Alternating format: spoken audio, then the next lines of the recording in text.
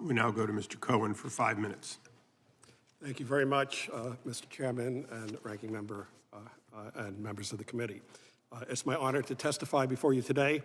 I'd like to use my 5 minutes to begin by answering a question that I am asked every day, and I suspect many of you are too. The question is, does China protect IP? The response is yes and no.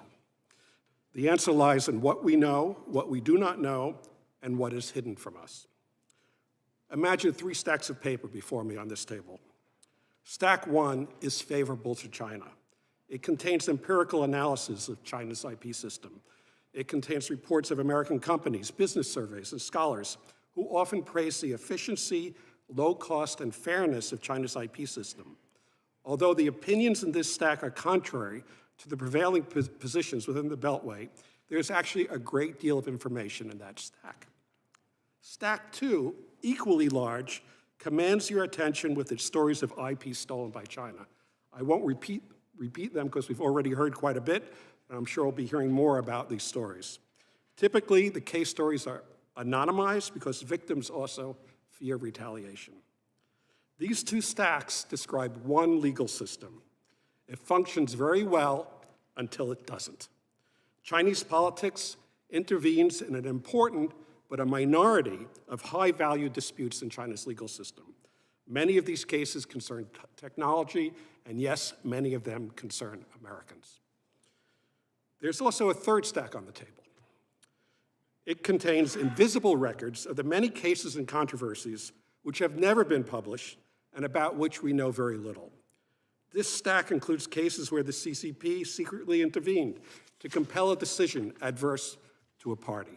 It includes cases where there was national technology policy involved against an American company, perhaps antitrust, patents, or trade secrets. It also includes cases involving lost business opportunities. There are numerous other invisible disputes.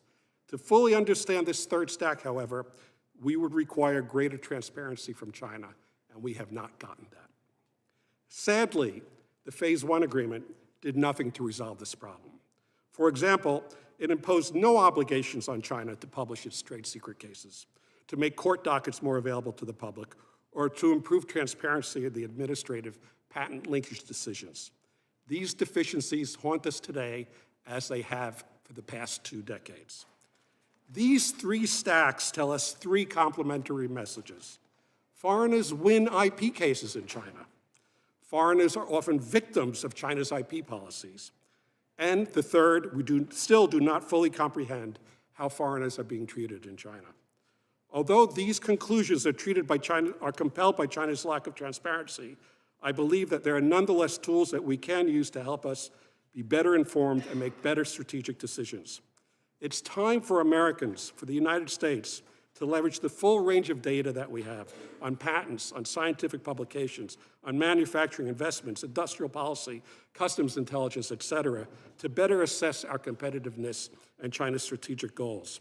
We might reconsider instituting the Office of Technology Assessment, which conducted many trailblazing technology assessment practices here in this body for US government and industry. We need to develop future-oriented technology assessments in key technological areas of concern. And I've seen these reports from China in great detail where they've enumerated how they would deal with US technological threats.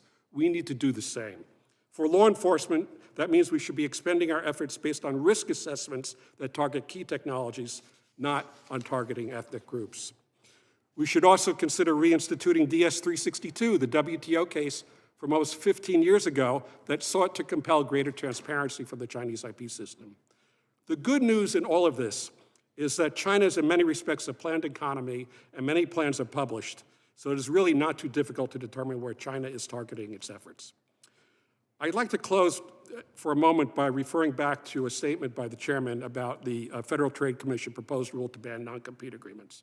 And I could agree completely with your assessment. In fact, I believe that California would be well advised to suspend its ban on non-compete agreements when there is an international context.